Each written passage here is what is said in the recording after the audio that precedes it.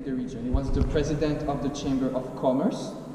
He was also a very wealthy businessman. He was into the textile business. I have to know that in those times, in the late 18th century, Reims was all about textile, not much about champagne, not yet anyway. And he was also mayor of Reims at some point, a really important gentleman. We have a portrait of him, the Baron Clicquot Ponsardin, yes, smiling, holding the quill, writing some important documents. And Mrs. Clicquot, she was very close to her father. Maybe she got some of her personality, some of her character from this very important man, yes. She had one sister and one younger brother, and those three siblings, they used to play in their home in their own particular cellars. So maybe already then she was getting used to those cellars, to this atmosphere. We have actually the picture where she grew up. There it is. This is nowadays the Chamber of Commerce. A small little castle, right? In city center. Yes, it's now the Chamber of Commerce. Yeah. And they have their own cellars. Another important year, 1798. She was a young, beautiful woman, and she met the love of her life that year. 1798, she met François Clicquot. Yes, there we go. Now it's starting to get a little more familiar for us. François Clicquot just inherited the champagne business that his father started. And yes, they met, they fell in love. It was very much a marriage of love. It was not arranged marriage.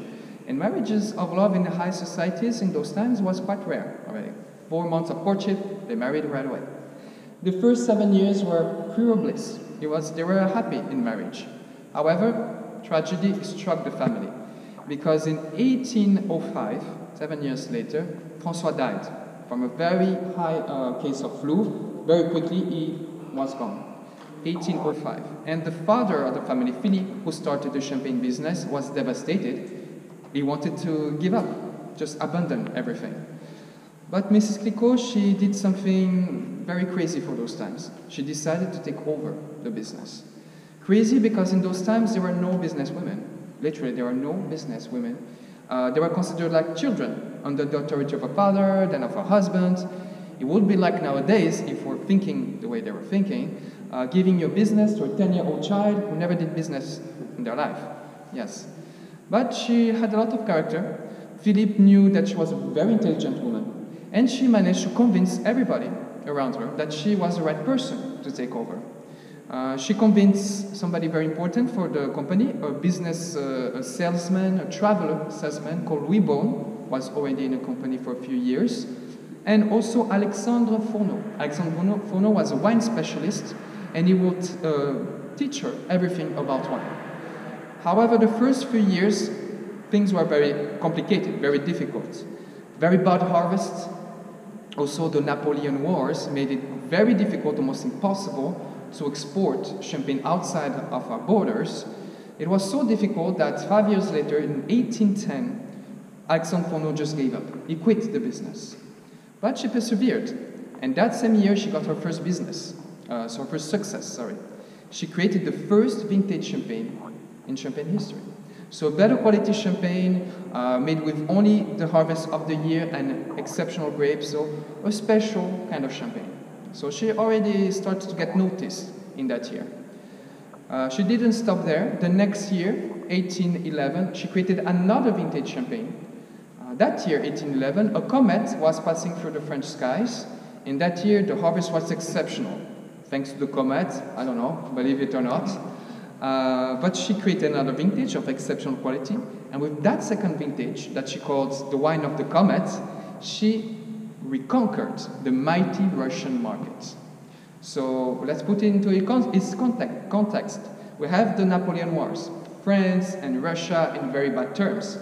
Impossible to sell anything from France outside the borders, but impossible was not in her vocabulary. Because thanks to Louis Beaune, traveling, salesman, he went to spy to Russia, faking Russian accents, and he went to check how was the climate there. And he discovered that Russians were really craving French wine. They wanted it so much. So when he came back, well, Mrs. Clicquot, they need our French champagne. She said, I think you're right. So they decided to smuggle 10,000 bottles in all secrecy, yes, to Russia, because it was more or less legal. And also for 2 weeks, the bottles could have been lost, could have been stolen, so imagine the anxiety. But 2 weeks later, the Russians celebrated their victory, 1814, with 10,000 of bottles. They were called Clicquot, the little nickname. Yes, that was huge for her. Not only she got this mighty market all for her, it was the only French wine they could find in Russia, but she impressed so much her peers that they start to call her the Grande Dame of Champagne. There you go. She got the respect that she finally deserved after all these years of efforts, indeed. And that's why we nickname our cover prestige the Grande Dame, in her honor, indeed. And this is a portrait of Mrs. Clicquot, you can see. It's the only portrait we have of her existing. And she's 84 years old here. She's showing quite a lot of vitality for that age. You can see she was quite a woman of character, determination, yes. You can read intelligence in her eyes.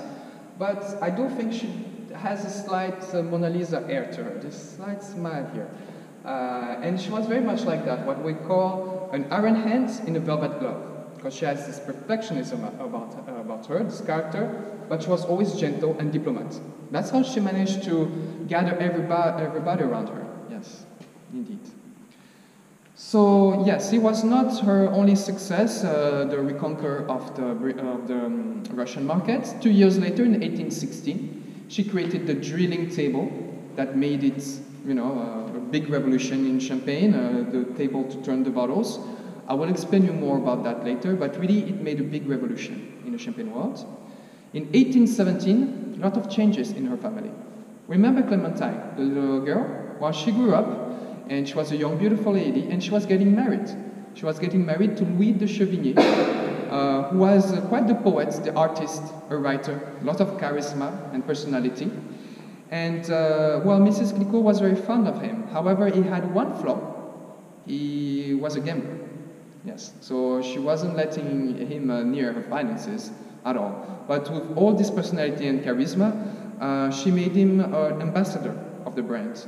And he had this idea to buy the Chateau of Boursault, a chateau where Mrs. Clicquot would spend her later years. And in this chateau, they start making receptions, lavish parties, and entertain very high society guests around bottles of Champagne Clicquot, indeed. And she was starting to age Mrs. Clicquot. She was thinking about her succession. Well, who will take over the company after her? Her daughter? No. She didn't want her daughter to have a difficult life. She wanted her daughter to have a stress-free, easy life. So no Clementine. Louis de Chevigny was a gambler. No, absolutely not. But Louis Beaune, remember Louis Beaune, the salesman? She was thinking about him. And the year she wanted to give him the official succession, he died from an accident, 1821. But that same year, I guess, she was lucky. She met this gentleman here, Edouard Verlet. He looks mature in this picture, but when she met him in 1821, he was a young man, a young German intern, came from Germany to learn French and a little bit about the champagne business. And she was so impressed with him that 10 years later, in 1831, she made him an official business partner. And even later, 1841, she made him official sole successor of her company. That was very new for the time, because those high society families with big businesses, they always leave their business to the family, always to a relative. But she thought differently. As I can see, she was doing things differently from everybody, and she chose the best person for the job. And then in 1841, she had her successors. She started retiring progressively in her chateau, spending more time with her family. She had the chance to meet her great-granddaughter, which was the Duchess of Uzès. We have a portrait of the Duchess, quite a lady of character as well. Her great-granddaughter of Mrs. Clicquot, yes. She was the first woman in France to have a driving license. Yeah, the first woman to have a speeding ticket as well, of course.